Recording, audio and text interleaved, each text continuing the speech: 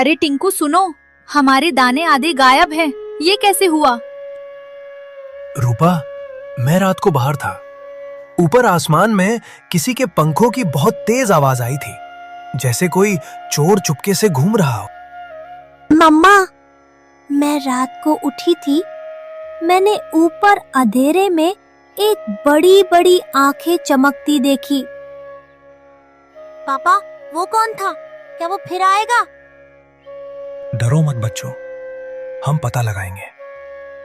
पर रूपा, ये मामला साधारण नहीं लग रहा। उधर भोला कौवा, उसकी पत्नी सुंदरी कौवी, बेटा राजू और बेटी रानी एक पेड़ पर बैठकर धीमे धीमे बात कर रहे थे। सुंदरी, आज रात फिर दाने गायब करने जाएंगे। जंगल में सब एक दूसरे पर शक कर रहे हैं। मजा आ रहा है। हाँ भोला, लेकिन खबर है कि रूपा चिड़िया और टिंकू ने कुछ देखा है। हमें सावधान रहना होगा। पापा, मैं भी आज तुम्हारे साथ चलूं? मुझे भी चोरी सीखनी है। अरे पगले, पहले पंख मजबूत कर, फिर उड़ान का हुनर सीखना। चोरी आसान नहीं होती। मम्मा, हम ऐसा क्यों कर रहे हैं? ऐसा करने से दूसरे पक्षी तो भूखे हो जाते हैं। रानी, दुनिया में ताकतवर वो है जिसके पास ज्यादा दाने हैं। लेकिन उस रात आसमान में दो बड़े साए घूम रहे थे, जालिम चील और उसका भाई खूंखार चील। भाई, नीचे छोटे पक्षियों में काफी हलचल है। किसी ने बड़ी सफाई से चोरी की है। ये काम किसी चतुर दिमाग का है। और याद रख, वो दाने हमारा शिकार ढूंढने का रास्ता बताते हैं। अगर ये चोरी जारी रही तो हम खुद उस चोर को पकड़ेंगे।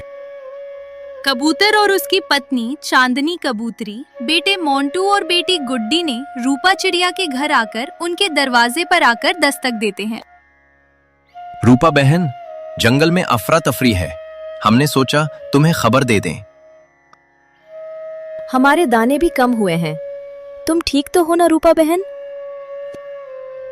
बहन, हम सब डरे हुए हैं, लेकिन हम सच का पता जरूर लगाएंगे। तभी चिंटो तोता, उसकी पत्नी चिंकी तोती और बेटा गोलू उड़ते हुए वहां पर आ पहुंचे। अरे सुनो सब, मैंने कल रात एक काला साया भोला कौवा को पेड़ से उड़ते देखा। कुछ गड़बड़ तो है। पापा, मैंने भी देखा था। उसके पंजों में दाने थे। सभी पक्षी एक साथ। तो क्या भोला ही चोर है? तो क्या भोला ही चोर है? सभी उसी समय उल्लू बाबा के पास पहुंचे, क्योंकि रात की घटनाओं को वही सबसे अच्छे से जानता था। आओ बच्चों, मैंने सब देखा है, पर सच बहुत चौंकाने वाला है। चोरी सिर्फ भोला कौवा नहीं कर रहा, तो और कौन है बाबा, हमें बताइए। बल्कि भोला को कोई और इस्तेमाल कर रहा है। कोई चालाक दिमाग जो सारे पक्षियों में लड़ाई करवाना चाहता है। लेकिन वो कौन हो सकता है बाबा? वो है उल्लू चोर। बाबा की बातों को सुनकर सभी दंग रह गए। उसी रात सभी चुपके से उल्लू चोर का पीछा करने निकले। तभी सभी ने देखा कि एक पेड़ की डाल पर उल्लू चोर दाने गिन रहा था। सब एक दूसरे पे शक कर रहे हैं और मैं आराम से दाने जमा कर रहा हूं। अब मैं जंगल का सबसे अमीर पक्षी बनूंगा। तभी पीछे से सभी पक्षी एक साथ बोले, रुक जाओ। तभी उल्लू चोर चौंक गया। उल्लू चोर, तुमने सबको डराकर दाने चुराए, बच्चों को भूखा रखा और फिर जंगल में झगड़ा भी करवाया। हाँ, क्योंकि मैं कमजोर हूं, कोई मुझे नहीं पूछता, इसलिए मैंने अपनी दुनिया खुद बनाई। पर दुनिया तो चोरी से नहीं, दोस्ती से बनती है। अगर तुम हमें बताते तो हम तुम्हारे साथ दाने बांटते हैं। उल्लू चोर चुप हो गया। उसकी आंखों में पछतावा था। तभी अचानक ऊपर से आवाज आई, बहुत हो गया। सब ऊपर देखते हैं। वहाँ पर जालिम चील और खूंखार चील दोनों भाई सामने थे। उल्लू चोर अकेला नहीं था। तभी जालिम चील की बातों को सुनकर सब चौंक जाते हैं। चोरी की योजना असल में भोला कौवा ने बनाई थी।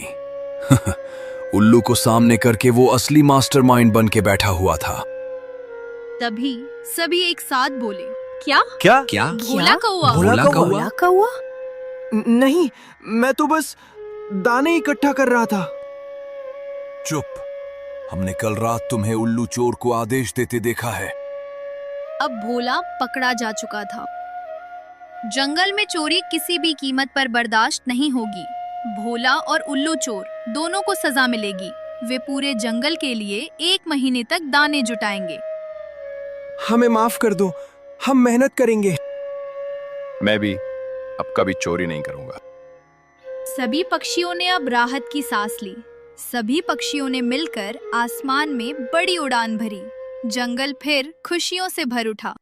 दूर पहाड़ी जंगल में एक मानो चिड़िया रहती थी। उसके पिता जंगल से लकड़ियाँ काटते थे। माँ की मृत्यु के बाद वही घर के सारे काम करती थी। समस्या उस दिन होती है जिस दिन मानो के पिता पेड़ से लकड़ियाँ काट रहे थे।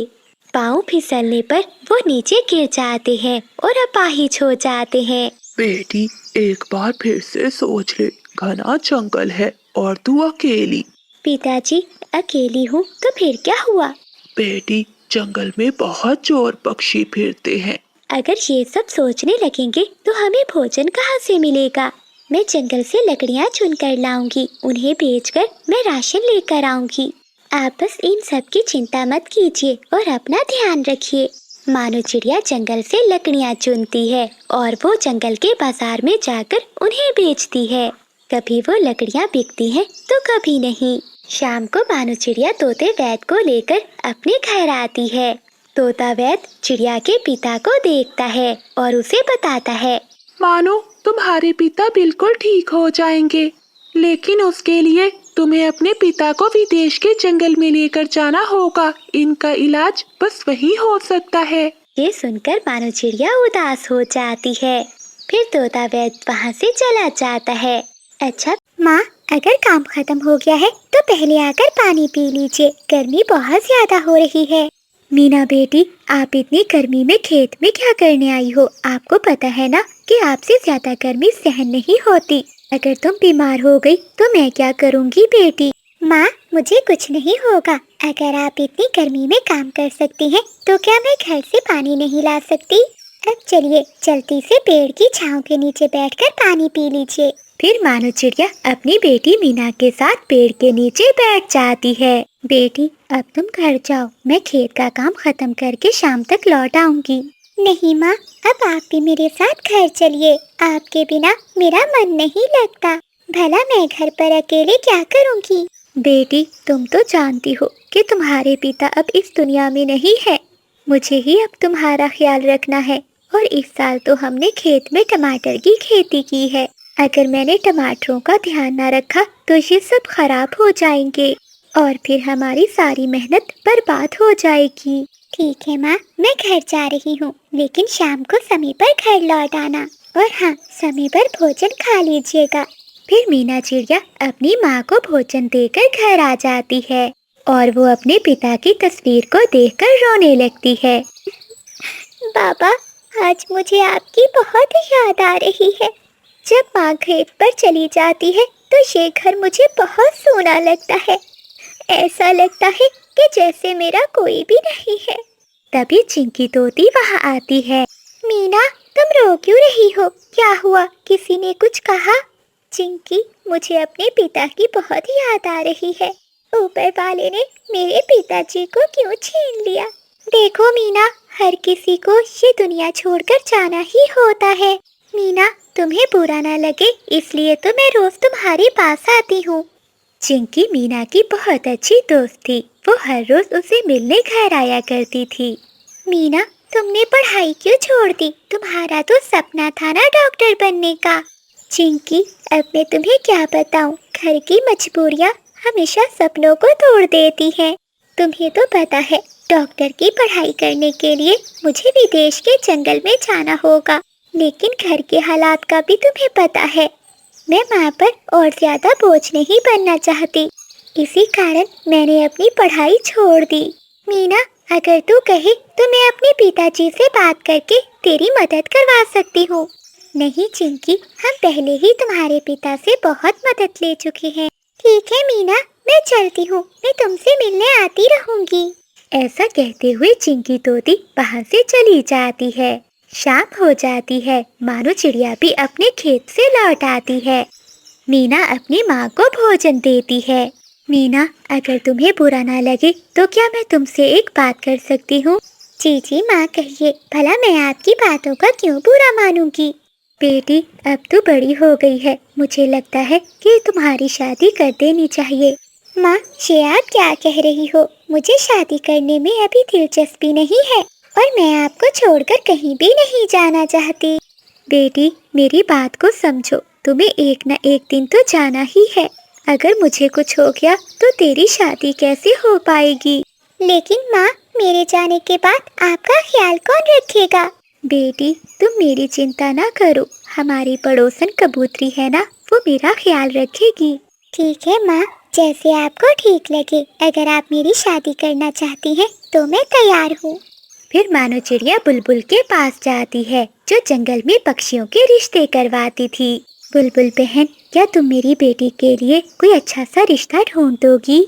हाँ चिड़िया बहन, क्यों नहीं। मेरी नज़र में एक चिड़ा है, वो चिड़ा बहुत अच्छा कमाता है।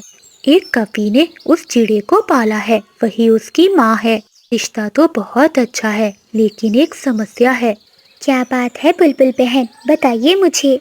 मानो बहन, तुम तो जानती हो आजकल के पक्षी दहेज की लालच करते हैं। अब तो जंगल में बिना दहेज के शादी करना संभव ही नहीं रहा। आप कहना क्या चाहती हैं? मैं समझी नहीं। बहन, चिड़े की माँ कवि ने दहेज में सोने का हार और सोने के झुमके मांगे हैं। अगर तुम ये सब नहीं दे सकती तो कोई और अच्छा रिश्ता ढूंढकर वो अपने बेटे की शादी कर देगी। बुलबुल बहन, अगर रिश्ता अच्छा है तो आप बात आगे बढ़ाइए, मैं ये सब देने के लिए तैयार हूँ। लेकिन मानो, तुम ये खरीदने के लिए पैसे कहाँ से लाओगी?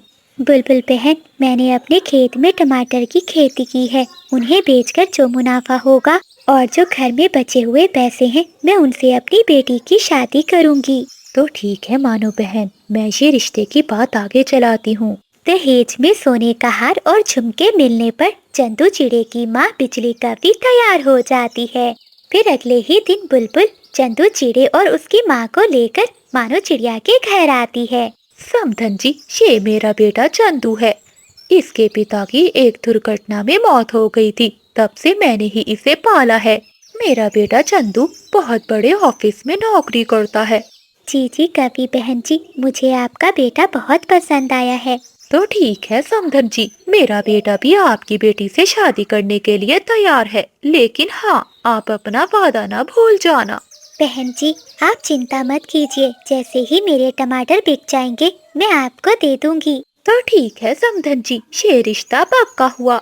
कुछ ही दिनों बाद मानो चिड़िया अपनी बेटी मीना की धूमधाम से शादी कर देती है। बहू, आज मेरे शरीर में बहुत दर्द हो रहा है, मेरे लिए एक गिलास ठंडी ठंडी लस्सी बना दे, ताकि मेरे शरीर को सुकून मिल जाए। ठीक है माँ जी, मैं आपके लिए ठंडी ठंडी लस्सी बना कर आती हूँ, देखना आपकी थकान चुटकियों में दूर हो जाएगी। अरे